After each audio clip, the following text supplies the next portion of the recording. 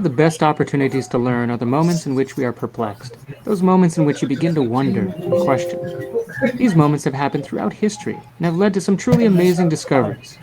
Take this story, for example. There once was a fellow named Archimedes. He was born in 287 BC in the city of Syracuse in Sicily. He was a Greek mathematician, physicist, engineer, inventor, and astronomer. One day, Archimedes was summoned by the king of Sicily to investigate if he had been cheated by a goldsmith. The king said he had given a goldsmith the exact amount of gold needed to make a crown. However, when the crown was ready, the king suspected that the goldsmith cheated and slipped some silver into the crown, keeping some of the gold for himself. The king asked Archimedes to solve the problem, but there was a catch. He couldn't do any damage to the crown. One day, while taking his bath, Archimedes noticed that the water level in the bathtub rose and overflowed as he immersed himself into the tub. He suddenly realized that how much water was displaced depended on how much of his body was immersed. This discovery excited him so much that he jumped out of the tub and ran through the streets naked, shouting, "Eureka!" which comes from the ancient Greek meaning, "I found it!" What did he find? Well, he found a way to solve the king's problem. You see, Archimedes needed to check the crown's density to see if it was the same as the density of pure gold. Density is a measure of an object's mass divided by its volume. Pure gold is very dense, while silver is less dense. So if there was silver in the crown, it would be less dense than if it were made of pure gold. But no matter what it was made of, the crown would be the same shape, which means the same volume. So if Archimedes could measure the mass of the crown first, and then measure its volume, he could find out how dense it was. But it is not easy to measure a crown's volume. It has an irregular shape that's different from a simple box or ball. You can't measure its sides and multiply like you might for other shapes. The solution, Archimedes realized, was to give the crown a bath. By placing it in water and seeing how much water was displaced, he could measure the volume. Then he'd calculate the density of the crown. If the crown was less dense than pure gold, then the goldsmith most definitely cheated the king. When Archimedes went back to the king and did his test, the story says, he found that the goldsmith had indeed cheated the king and slipped some silver in. These days, using the way an object displaces water to measure volume is called Archimedes' principle. The next time you take a bath, you can see Archimedes' principle in action. And maybe you'll have a genius idea of your own. Okay, class. So, based on nakita sa video, so would like to share kung sila na-observe or na-think, no? Sige, anyone?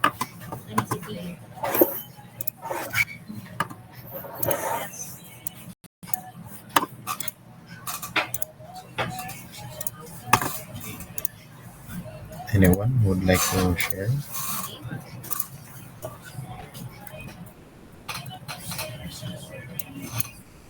Mr. Inot Joey.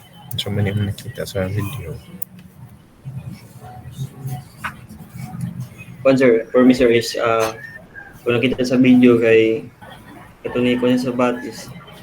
Niyawas ang tubig kay tungod kay force ba mas bugat sa Archimedes kumpara sa force sa tubig. Okay, thank you. How about Mr. Teves? Eric? Pero ako invite ang sukilan and do. For me, sir, kay ako lang realization, sir, kay kung sila maka-discover at akong mga unexpected na things sa unexpected na mga happiness. Okay. Mr. Santos Stanley?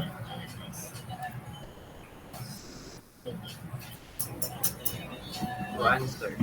Same sa ilahang ipang ingon sir, like sa to mga basic nga pangbuhaton everyday na day tayo ma-discover nga magamit tayo sa phone nga generation, which is ang Archimedes principle sir nga nagbigo lang ang tab niya makabuday principle sir.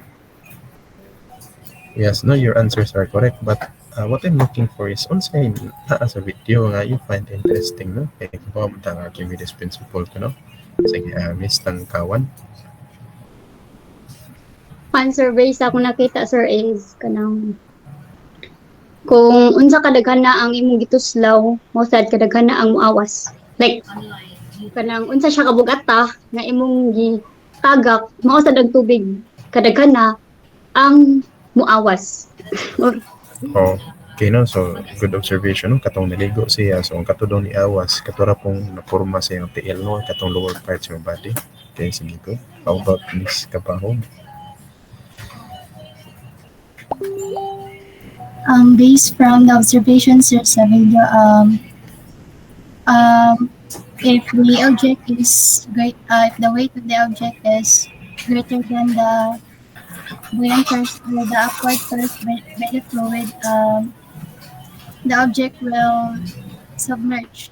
Whereas if ang water is if ang force sa water or upward force sa water is greater than sa force sa object or weight sa object, mo float ra ang or isang float ra Dali lang. Okay no. So, medyo advanced sa to gamay no. But during those times, sa katong panahon na, wala pa maki-advance nga kuno mga methods of measuring the volume. So, mo to, ang gibuhat ni Kuan Archimedes, kung una siya, mo to nakarealize sa pagsuod niya sa bathtub. Mo to no. Nakarealize siya nga ang volume displaced no is equal na din sa volume sa object no, katong tubig ba no, and then out ato dito na din siya nakanghuna sa buoyancy. Okay no, sa iyang first principle. So this afternoon we will be discussing about buoyancy. So ako sa i-share screen. Lagi? Makita ng presentation class. Gani siya. Yes, sir. Thank you. So, no, Archimedes principle. So, Archimedes principle talks about buoyancy. So, unsa din yung buoyancy? So, buoyancy, also known as the buoyant force, is the force exerted on an object that is completely or partially immersed in a fluid. For example, mabutang kag bula sa dagat, no? Kinsa may ni-exert og buoyant force, ang bula or ang dagat? dagat sir. No, so ni-exert og buoyant force is ang dagat, no? This is the force exerted on an object. Okay? So therefore, natay scenario kani siya first na kadali partially immersed na buoyant force exert ang tubig. And then dire sa second one it's fully immersed na buoyant force, no? For Archimedes, the magnitude of the buoyant force on an object is equal to the weight of the fluid it displaces. No? Ingon pa siya, ito nagbuta itong mathematical notation, buoyant force is simply equal to the weight no, of the fluid it displaces. No? If the weight of an object is greater than the weight of the displaced fluid, it will sink. If the weight of the object is less than the weight of the displaced fluid, it will rise. So basically, katugan niya itong example, no? If mas dako ang weight sa object, no, compared sa yung fluid nga ni-displace, therefore, mas sink it siya. Okay? So may reasoning behind ani. So here we have a sample, no, object or a body, no? Kani first, no, initial yung object is one. Call this one volume 1 as a specific volume. And we know as we go deeper, pressure increases. So therefore, as we go deeper, we increase no iyang pressure. So what is siya? As pressure increases with depth, kibawta nga as we go deeper, so kung itong water surface, as we go deeper, mas dako gid ang pressure dere kumpara dere, no? That is why we can also say nga FV2 is equals to FV1. The force on the bottom pushes up and the force on the top pushes down. But since we know nga mas dako gid ang pressure sa ubos, then we can say nga it will yield a net upward force. No? Kaya mas dako gid ang pressure sa ubos. Mao ni siyang gitawag nito nga buoyant force. So if we get the buoyant force, it is simply the net no force acting on the object. This is simply the net vertical force, no? So buoyant force is simply FV2 kani minus FV1. While ang volume niya in this place is simply kani siya dire.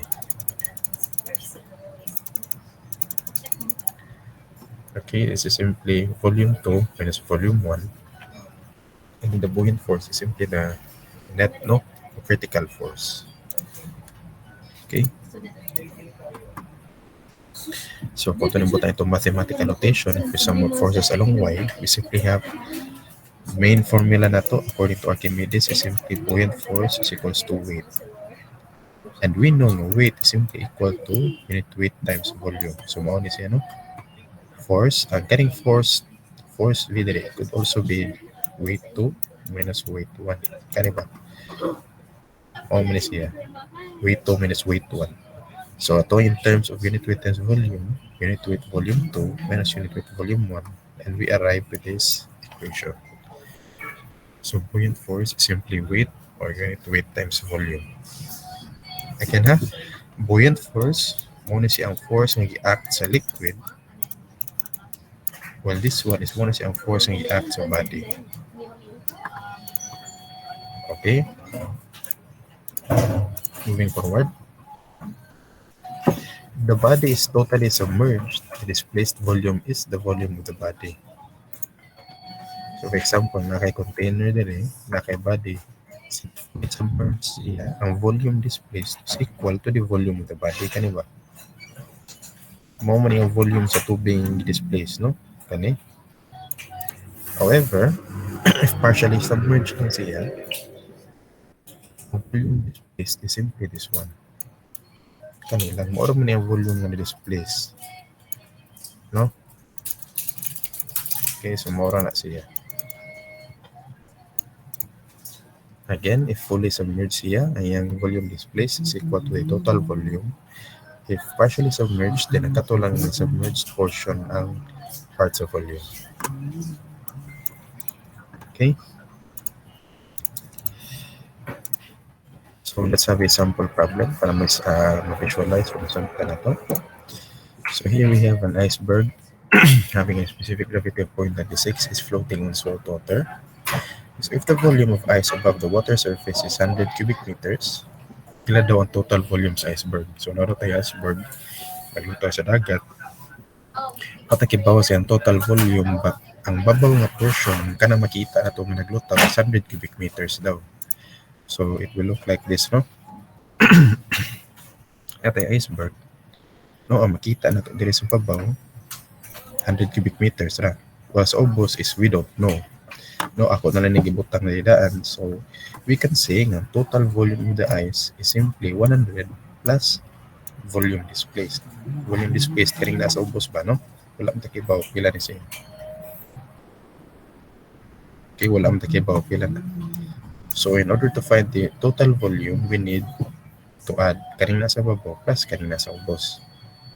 And then how do we get volume displaced? We use Archimedes principle, no? So we simply sum up forces of y direction. So this is BF is equals to W. Kani, gi-transfer siya sa left-hand side. So gi-minus, no? So again, buoyant force is ang force i-act sa liquid. So unit weight salt water times volume displaced, where kani siya is wala takibaw pila, no? Minus unit weight sa ice times volume sa ice. Kibaw man ta given mo, no? Kani ba specific gravity sa ice.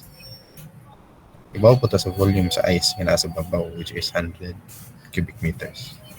So substituting, we get unit weight times unit weight times VD, which is unknown, minus specific gravity times unit weight plus the volume, no? Again, when we say weight, this is the total, no, sa object. So the total weight of the object is 100 plus VD. After that, we get VD is equal to this one, 1.3, 1,300 cubic meters. So plugging in back to our original equation, we get the total volume as 1,400 cubic meters.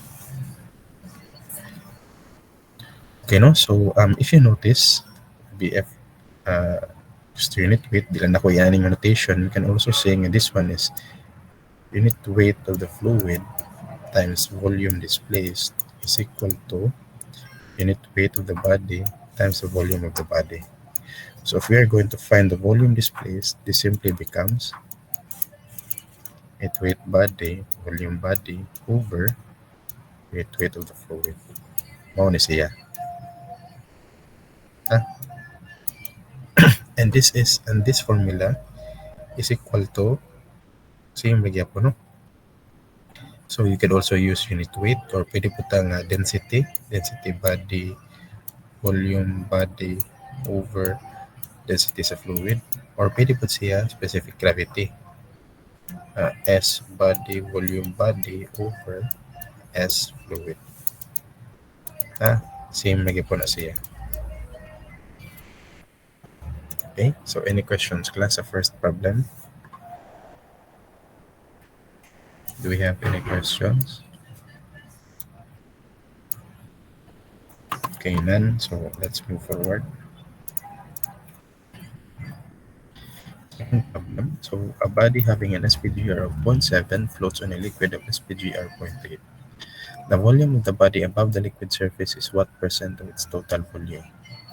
So again, kung ato ning drawing on lang, nato tayo body, no? Pag-float siya, ano? The volume of the body above the liquid surface is what percent? So kani siya napita, let's call this H. Pila daw ni siya ka percent sa total nga volume. Di ako nabutang V lang tala, no? Pila daw ni siya nila. Okay, so ang gipangita is ang ratio. Okay, so again, na-derive mo tani ganiha. So we simply substitute 0.7 over 0.8. Then we get that the volume displaced is simply 0.875 or 87.5% of the body. So is this our final answer?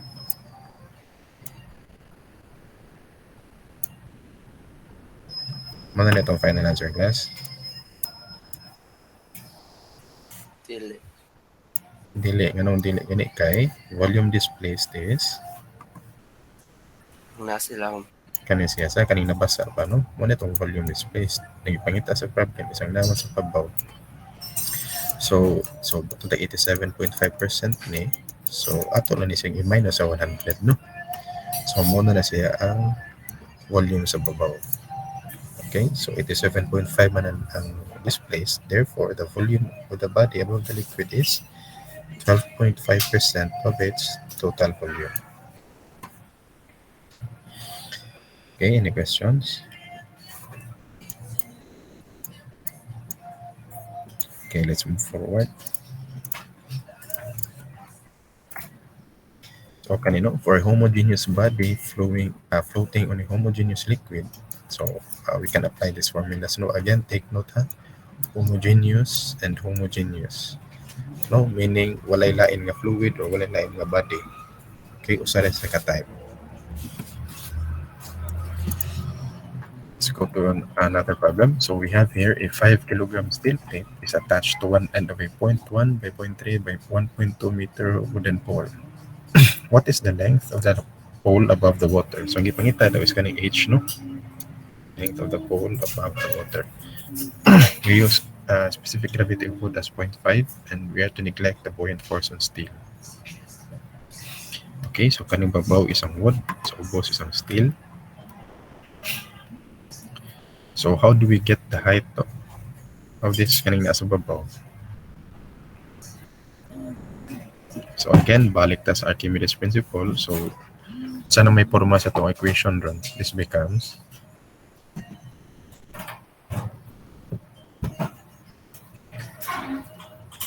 the class using Archimedes principle. Unsa naman itong equation?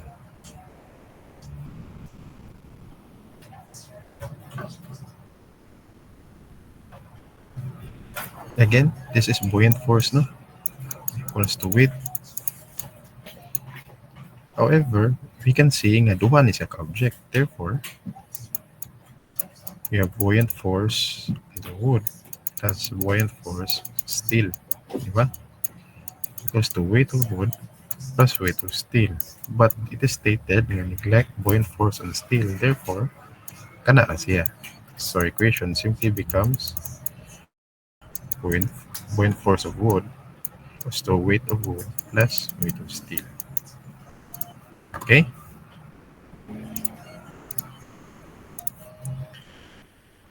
So muna siya, no? Again, buoyant force of wood. So this one. Again, since buoyant force man ni siya, ang gipangita diri nga ang volume na tong gamiton is ang displaced, no? But since mao man itong displaced na volume, kani siya, wala man takibaw pilay height ani. No, wala man takibaw pilay height ani.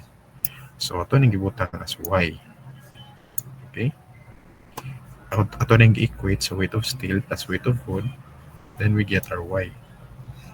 Ang gipangita is ang h, therefore, ato is ang i-minus sa total height sa wood, which is 1.2 meters. So, 1.2 minus y, then we get our h, which is 0.43 meters. Again, buoyant force on the wood. So again, density times volume displaced. But sa displaced is mo man siya, di ba? May sa di ba? 0.1 by 0.3. But y yung paana, no? Wala mo takibaw. Pila na ang sub-depth. So y is equals to sa steel, 5 kilograms. Kg lang yung gamit dito, so wala niya ginto weight. Okay, ragya po na, no? Okay, makancel out ragya po na mga terms. Plus density. Again, density is kg, ha? Or m cube. So that is why pwede na tayo gamit og kg diri. Times 0.5 times whole length na sa wood. Again, this is weight wood. So tanan 1.2 by 0.1 by 0.3. We get our y. And then we get our h. Any questions, class? Okay, now let's move forward. Excuse. In uniform block of steel that will float at a mercury-water interface as shown in the figure. So, kiba mo tanga mercury is heavier than water, so lagi sa subos. So, what is the ratio of the distances A and B for this condition? So, ang ipangita ito na ito, pila daw ratio sa ilahang mga submerged nga depth, no? So, sa A, submerged siya underwater, while ang B, isang submerged siya under sa mercury. Okay, so we are asked to find the ratio of these distances. So, based sa figure class, unsa naman itong kwan? Unsa naman itong equation? Diba, we have buoyant force is equals to weight. So, unsa naman itong equation?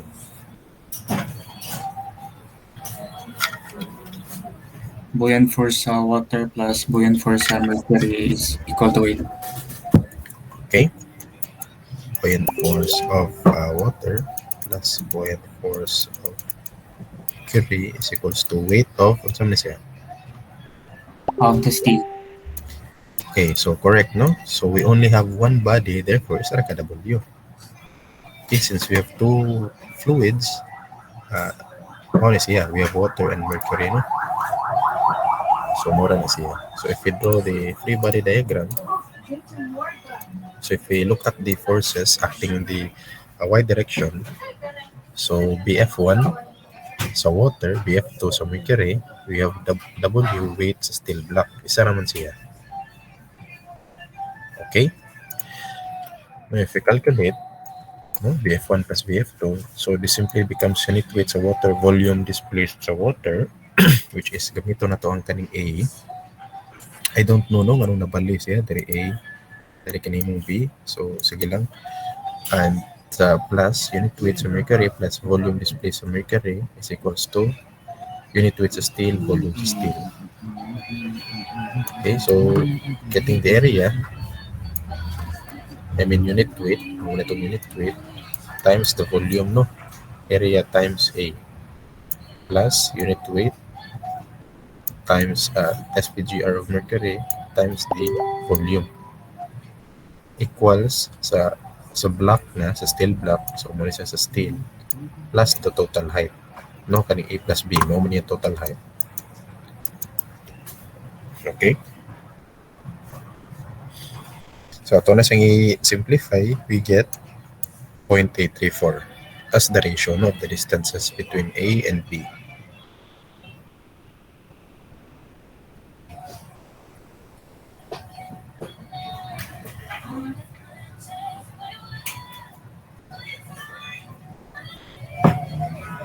Okay ra class?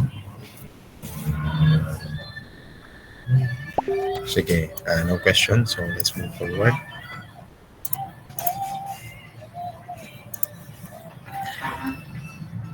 This one, we have a piece of lead given a specific gravity. It is tied down to a 130 cc of cork whose specific gravity is 0.25. They float just submerged in water. What is the weight of the lead? Okay, so nadatay duha diri na cork sa babaw, yung surface, ay ang top side kinara gyud sa surface sa water, napud tay lead sa ubos. So ni float to sila just submerged in the water. So we are asked to find the weight of the lead. So pila daw ang weight sa lead? Sige, so how do we get the weight of the lead?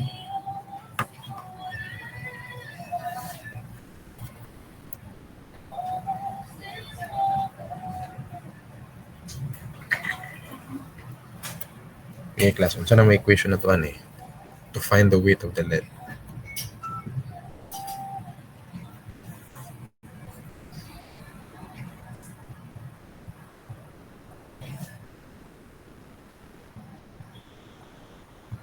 Our equation simply becomes, again, balik ipunta. Sige, yan man. BFL plus BFC is equals to WL plus WC.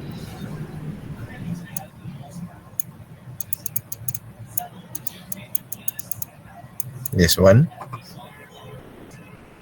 Sakto ba akong nasulat?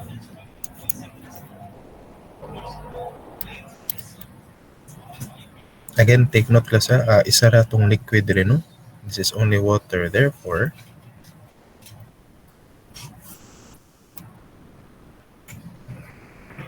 is this correct or sama na? Ko answer. BF water na siya sir. So, may mong ane? The equals weight of lead plus weight of cork. Sige, asa may sakto nilang duha class?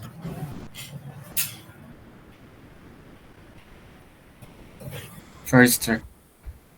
First? Ganong first man, okay? Lahi-lahi mag-volume ang concert sa cork ug sa lead. Yes, correct, no? So, although we only have water here, take note nga natin duha ka body. Therefore, lahi gi-exert nga buoyant force padulong sa cork, lahi po gi-exert nga force padulong sa lead. Okay? So, on siya, no? We have the weight of cork plus weight of lead is equals to buoyant force cork plus buoyant force of lead. Okay? So, aritaw na sa weight of cork. So, unit weight times volume.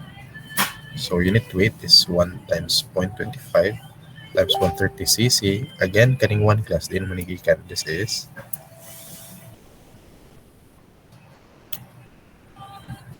sa manigikan ng 1. Again, ang unit As to density is sir. Sa water. So density, pila may density sa water. 1 kilogram per meter cube. Sure? 1,000 kilograms per meter cube. Ay, di. Kay cc man. 1 grams per centimeter cube. Mo na siya, no? 1 gram per cm cube. No, cm cube man eh. So, dapat atong density is in terms of cc.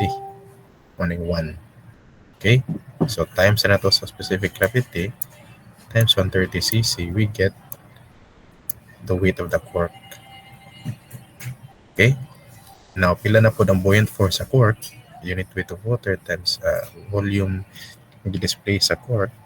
Since fully submerged man siya, therefore, yung volume displaced is 130 gyapon.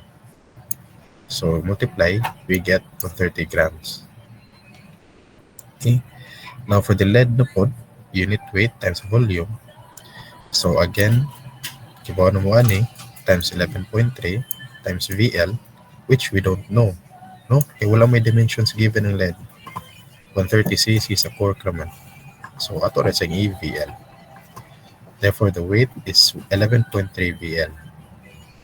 Now, for the buoyant force, unit weight times volume displaced sa lead. So again, 1 gyapon times VL. Again, ganung VL gyapon kay fully submerged siya. Therefore, yung total volume gyapon ang iyahang volume displaced. Okay?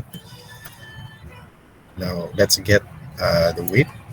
So, if we manipulate the equation, na mabilin na sa VL naman, di ba? In terms of VL. So, 32.5 plus 11.3 VL is equals to 130 plus VL. Kani. We're left with VL. Therefore, VL is 9.47 cc. Therefore, the weight is, ato na lang i-multiply sa SPGR. We get 107 grams. Okay? So, any questions so far, class?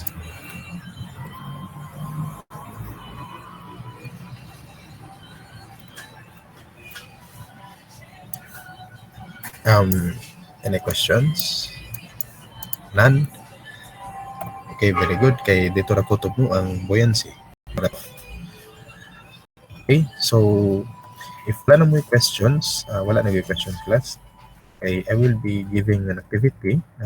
Ang deadline sa activity is this 7 p.m., no?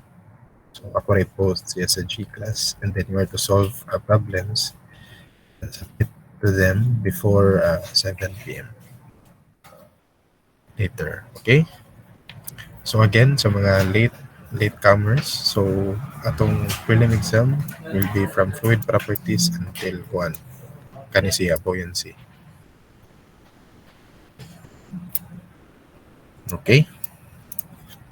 So, if there are no more questions, then please stay tuned lang sa G-Class kaya mag-post ko sa activity dito. Okay? Miss Arnado? Sir, good afternoon, sir. Ask po, sir, ba about gani sa exam, sir? Kanang if, di ba, sir, ini ka solve, sir, no? Kay na may mga possible answers nga. Gamiton pa siya for sunod nga kanang process. Need siya i-store lang na mo, sir, or kanang rounded off lang among gamiton. You mean kanang example, mga situational problems, ana? Kanang naay mga answer, sir, ba nga gamiton pa sad sa sunod na sad nga kanang formula gani, sir, nga usahay kay mag-matter biya ang decimal, sir. Yes, ang best way gyud ano is store gyud ninyo, no? But sa choices ako ra pong gi-make sure nga dili ra kayo na napod kalikas. So if dili niyo i-store, you can do 2 or 3 decimal places, but ang 2 kay okay ra na siya. No round off. So ako ra pod gikuan ang choices nga di kay nakadugol pod. Okay, sir. Thank you, sir. Okay. Sige. Any other questions, class?